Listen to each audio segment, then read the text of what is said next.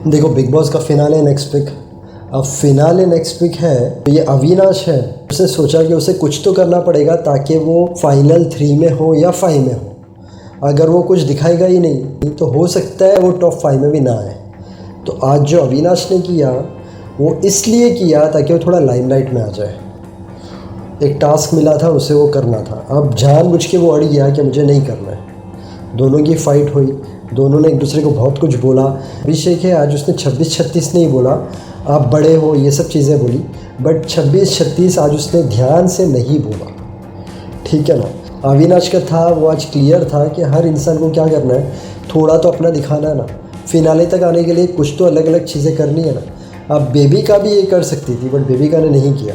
मनीषा तो अभिषेक की फ्रेंड ही है तो करेगी नहीं। तो अविनाश का आज का जो फाइट था उसे हम बोल सकते हैं कि टॉप 5 के अंदर आने के लिए उसने ये सब चीज़ें की। उसके बाद हम टॉपिक लेते हैं बेबिका का और जिया का।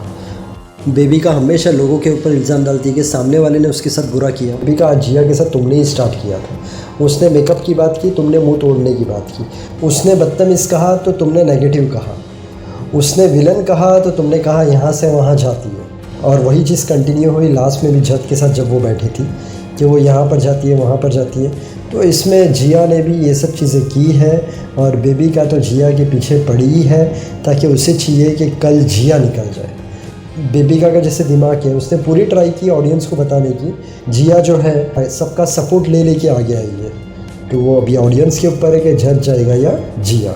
इसके बाद हम और एक टॉपिक पे आते हैं, पूजा भट्ट। अब पूजा भट्ट का ये जो टॉपिक था ना कि जलील करते हैं, बुढ़ा इज़ नॉट बैड वर्ड, तो अभिषेक ने जो ये कहा था उसके ऊपर जब पीछे से चढ़ गए थे तो उस वक्त फ्लो में उसने वो रिपीटेड लाइन निकल गई थी जो उसने बाद में सॉरी भी कहा, पछताया भी, और आज उसने कोशिश की कि वो चीज़ ना निकले। जहाँ पर पूजा भट्ट ने ये कहा बुढ़ापा is not bad word, old is not bad word, तो ये तो एकदम राइट बात है ना यार। अभी जो इंसान 20 साल का है क्या वो 40 साल का नहीं होगा, या जो इंसान 40 साल का है क्या वो 60 साल का नहीं होगा। तो ये दुनिया में अगर कोई ऐसा सोचता है कि तू तो यार 50 ईयर्स का है, अब तो 60 साल के हो, मैं तो 30 साल का हूँ, आप यंग हो पर आप भी 60 साल में आने वाले हो, तो पूरी दुनिया के अंदर बहुत कम ऐसे लोग होंगे जो खुद की एज अगर कम होगी तो अपने आप को अलग समझते होंगे और बड़ी एज वाले को समझते होंगे कि यार तेरा तो भी हो गया। तो ऐसे लोग रहते हैं दुनिया में, जिनकी एज कम रहती है तो अपने आप को एकदम अलग ही समझते हैं, मतलब ऊपर समझते हैं। तो जो ऐसे लोग हैं उनको ये चीज़ समझनी बहुत ज़रूरी है कि वो भी 60 साल के हो गए और उस वक्त कोई और 30 साल का भी होगा जो तुम्हें भी ऐसा बोल सकता है, तब तुम्हें कैसा फील होगा। Old is not bad word. और रही बात जलील करने की, तो 2 नेबर थे। अब 2 नेबर ने एक दूसरे को बहुत जलील किया, बहुत हर्ट किया झगड़े के अंदर। दोनों जब अकेले बैठे थे तो दोनों ये सोच रहे थे कि यार उसने मेरे बारे में इतना ख़राब बोला, ये सोच रहा है कि उसने मेरे बारे में इतना ख़राब बोला। तो दोनों ने टाइम पर तो एक दूसरे को जलील किया बट दोनों हर्ट हुए। इसलिए अगर आपका कभी किसी के साथ नहीं बन रहा है, छोटा आर्ग्यूमेंट हो रहा है, तो स्टॉप करके जस्ट गो फ्रॉम देयर, क्योंकि उसका जो रिज़ल्ट है यही है, आप 1 बोलोगे वो 2 बोलेगा, आप 3 बोलोगे वो 4 बोलेगा, मामला और बिगड़ेगा। और कभी अगर हाथापाई होती है तो एक जाएगा हॉस्पिटल में, एक जाएगा जेल में। तो इसलिए आपको लगे कभी कहाँ पर भी कि माहौल यहाँ पर बराबर नहीं लग रहा है, निकल जाओ, वहाँ से चले जाओ, वरना उसमें लॉस ही है। या तो एक दूसरे को हट करेंगे, हाथापाई हुई तो भी रिजल्ट बुरा ही आने वाला है। जिया और अभिषेक की कन्वर्सेशन सुनी, उसमें जिया का क्लियर बोलने का मतलब था, मतलब जिया के एक्सप्रेशन से भी दिख रहा था कि यार तू मनीषा को ही प्रायोरिटी देता है। मनीषा एल्विस के लिए तो उसके लिए इतना कुछ नहीं है, बट अभिषेक ने कहा ना मनीषा एल्विस के बाद तो जिया का यही मानना है मेरे को भी प्रायोरिटी दे, क्योंकि मैं शुरुआत से तेरे साथ हूँ तो तुझे मुझे भी प्रायोरिटी देनी चाहिए। मनीषा साइड पर खड़े होकर सब सुन रही थी। उसने बोला मनीषा पहले आग में घी डालती थी, मतलब जिया को ये चाहिए कि अभिषेक पूरा जिया की तरफ आ जाए, पर ये पॉसिबल ही नहीं है। अभी तो एंड ऑफ द सीज़न है, आप शुरुआत से ही अगर अभिषेक के साथ रहती तो ये चीज़ पॉसिबल थी। तो अभी तो ये सोचना भी बेकार है।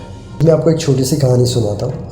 एक इंसान भगवान को रोज़ कंप्लेंट करता है कि मेरे सामने वाला है, उसने मेरे साथ ही मच्छी का बिज़नेस चालू किया था बट तूने उसको बहुत पैसे वाला बना दिया और तूने मुझे यहाँ का यहाँ ही रखा। रोज़ जब कंप्लेंट करता है भगवान को तो भगवान एक दिन प्रकट होते हैं। भगवान बोलते हैं ऐसा कुछ नहीं है, मैं सिर्फ इंसान को नीचे भेजता हूँ, उसके बाद वो उसके दिमाग से पैसे वाला बनता है, वो मानता नहीं है। भगवान उसे कहते हैं देख मैं एक चीज़ कर सकता हूँ, मैं उसे भी तेरे जैसा ही बना दूँ, तेरे जैसा गरीब ही कर दूँ वापस, और तुम लोग फिर से ए से चालू करो। तो तेरे को इसमें कोई प्रॉब्लम है? उसने सोचा कि अभी तो मेरे को पूरा एक्सपीरियंस हो गया, अभी एक बार वो मेरे जैसा गरीब हो गया, बाद में देखो मैं उससे और ज़्यादा पैसे वाला हो जाऊँगा।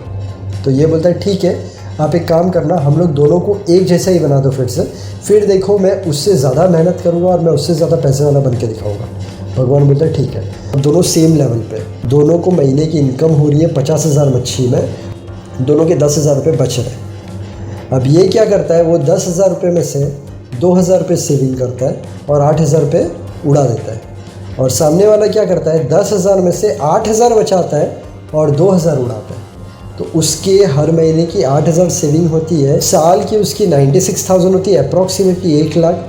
वो 1 लाख रुपए का अलग से बिज़नेस खोलता है, और ये जो रहता है इसकी साल की सेविंग होती है 24,000, और वो 24,000 भी वो घर के अंदर ही उड़ा देता है थोड़ी लग्जरियस आइटम लेके। 5 साल के अंदर वो अमीर बन जाता है और ये वहाँ का वहाँ ही रहता है। तो भगवान आते हैं, भगवान वो तो ये बार भी अमीर बन गया। तो भगवान उससे बोलते हैं, तुझे मैंने पहले ही बोला था कि मैं तो इंसान को नीचे भेज देता हूँ। हर इंसान है, उसके दिमाग से वो आगे आता है। वो हर महीने सेविंग करता था 8,000 की, उसकी साल की सेविंग होती थी 96,000, वो बिज़नेस में लगाता था। तो 8,000 उड़ा देता था, 2,000 बचाता था, साल के तेरे 24,000 बचते थे, वो भी तो उड़ा देता था। तो तू पैसे ही नहीं बचाता था, तो तू और कोई बिज़नेस कर ही नहीं सकता था। तो तेरा सिर्फ ये फ़िश का ही बिज़नेस रहता था, उसका फ़िश का बिज़नेस के अलावा और भी दूसरी सारी चीज़ें वो करके रखता था। इसके लिए वो ज़्यादा पैसे वाला हो गया। तो मैं तो आपको नीचे भेज दूँगा, उसके बाद आपको आपका दिमाग लड़ाना है कि आप क्या करके पैसे वाले बन सकते हो। बस तो अंत में यही बोलूँगा, मेहनत करते रहना, ऊपर वाले पर विश्वास रखना। अगर आपका कोई काम नहीं हो रहा है तो थोड़ा सब्र, पेशेंस, काम हो जाएगा। फेल होने से कभी डरना मत, उसमें से कुछ सीखना। हर इंसान जो दिल से मेहनत करता है, माँ बाप को खुश रखता है, सबसे अच्छी तरीके से रहता है, उसे कामयाबी ज़रूर मिलती है। पूरे दिन में ट्राई करना 6 से 8 ग्लास पानी पीने की, थोड़ी वॉकिंग, थोड़ी जॉगिंग, थोड़ी एक्सरसाइज, इससे आपकी हेल्थ अच्छी रहेगी। वीडियो अच्छा लगे तो वीडियो को लाइक करना, चैनल को सब्सक्राइब करना। Thank you so much, God bless and wish you a very happy life.